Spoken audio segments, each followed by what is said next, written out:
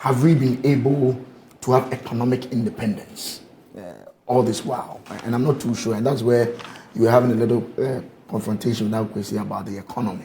Yes, the economy in 1960 or 1965 or 70 is not as we have now.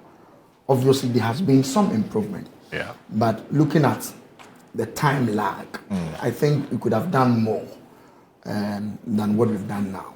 And I think on the days like this should rather help us reflect more rather than just thanking. Because there are a lot of countries that began with us that also believe in the same God that we believe in, that believe in, and Kwesi puts it, the oppressed, the oppressor and the oppressed. They believe in the same God.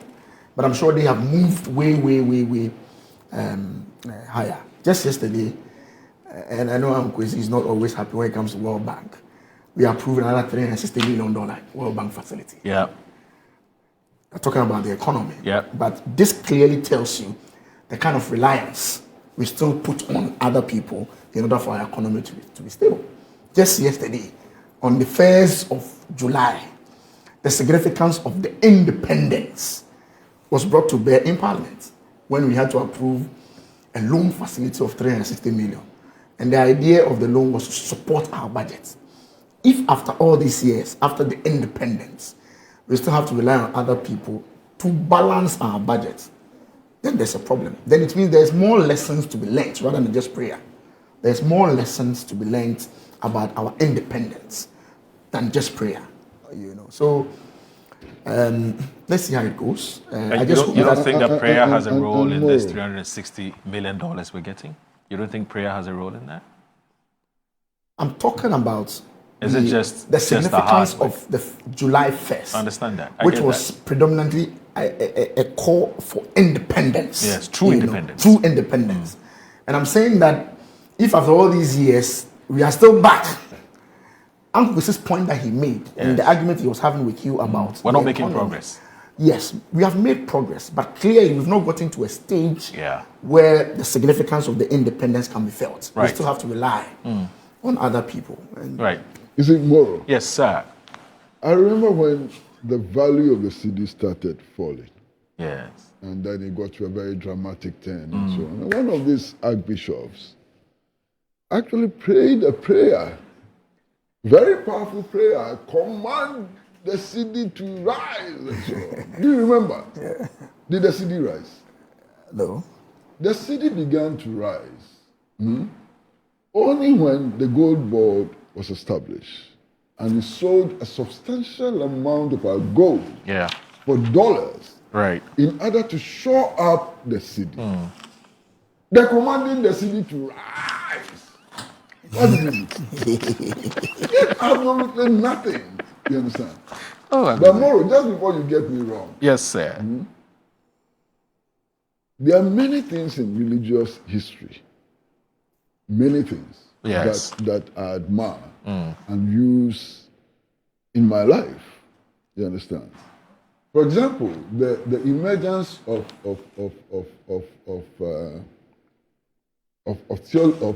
liberation theology. Okay. Liberation theology as an ideology and guide to action. Okay. Which grew in the Catholic Church. Okay. For me, is liberating. Liberation theology is quite liberating. Right. And it's something that really I spend time to study. Okay. Okay. Beyond that, come to think of it, more than 2,000 years ago, a young man went to the beach and recruited 12 people. Recruited 12 people. None of them had a university degree. None of them had been to a secondary school. And these 12 people, fishermen, recruited on the beach, wow, have changed the world, haven't they? Yeah. 12 people. That's a huge phenomenon which needs study and application in our lives.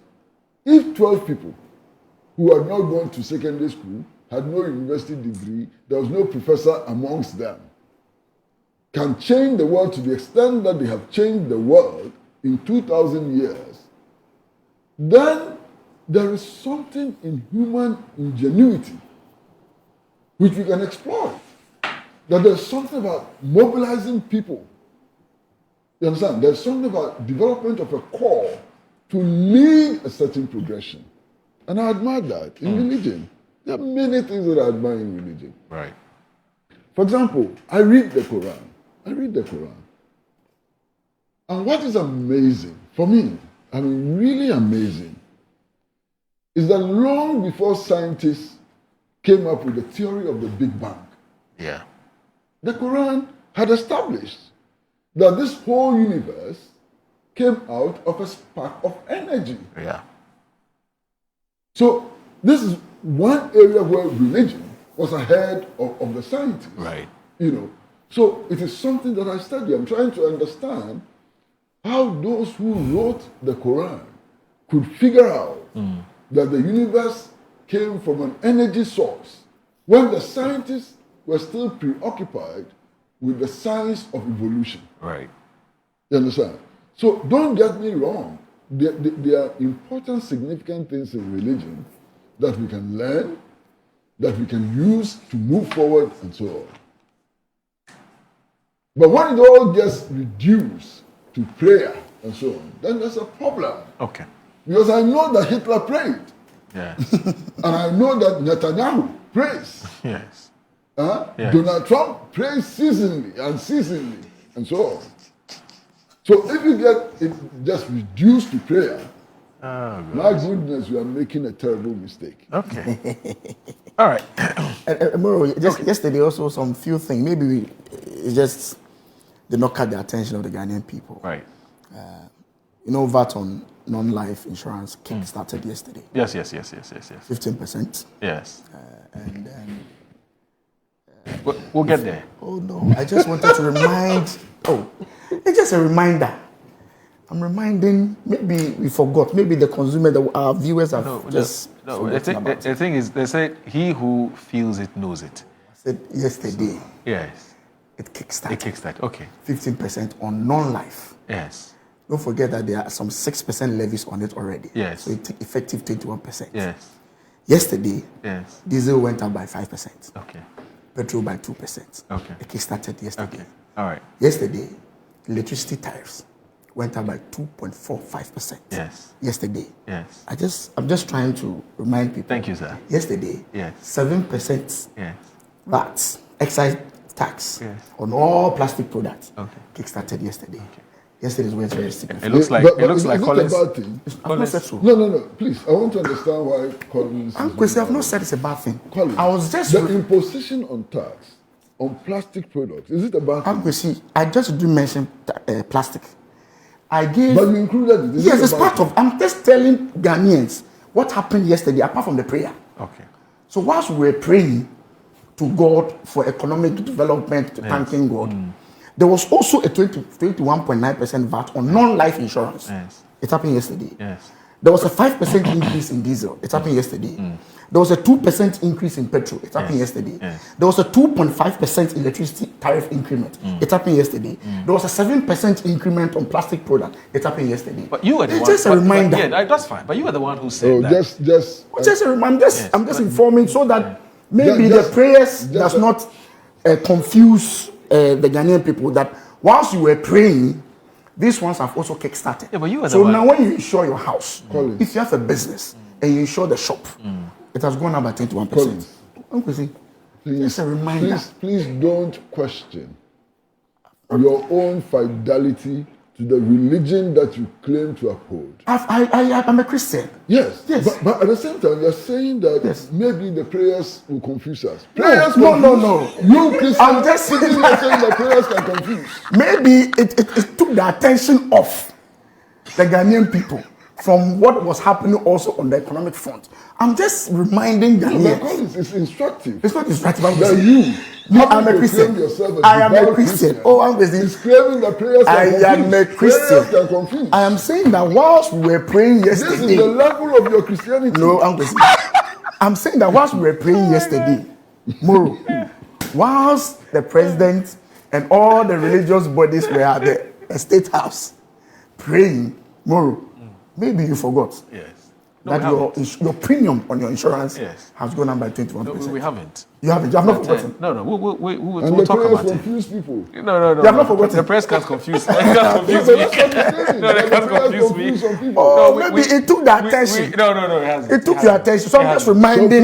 prayers take your attention. Oh yes, yesterday you are caught. From vital You are issues. caught up in the prayer. You are praying in tongues. So it takes your So you attention forget from that vital your next premium is going up by 21%. So I'm just reminding Ghanaians that this is what happened yesterday. Is this how deep your Christianity Oh, is? Kwesi, yesterday electricity went up by 2.45%. Wow. My goodness. So more, remind them. Remind our my viewers. God. Remind them. Maybe they forgot it. Yes, okay. So this time, if you are going to buy electricity, you should be prepared to pay But I'm Kwesi, 2.45%. that's a question. Collins is actually saying that you Yes. should remind our viewers Yes. that their prayers should not make them forgetful. Yes, you shouldn't And that forget. they should know that prayers sometimes can confuse. You shouldn't forget. He's repeating it. Yeah, you shouldn't forget. Once you are praying, don't forget that this is also happening. How is it? You will keep reminding the Ghanaian people that whilst they were praying yesterday, whilst it was a national day of prayer, these were also happening. So they should get ready. Kwesi won't do anything that will confuse him. They should get ready to pay more. As for things that bring confusion, No, you will please avoid stay it. far away from me. I don't want to be confused. Anyway, we will not be confused. That I can assure you. Okay, Wow, thank you. I just wanted to remind them. Yes, Collins, yes, you yes, have yes. made my day. Thank you, Kwesi. Yes. Thank you, Kwesi. Okay. We are very alert. We are as alert as soldiers. Okay. So that's fine. We'll not be confused.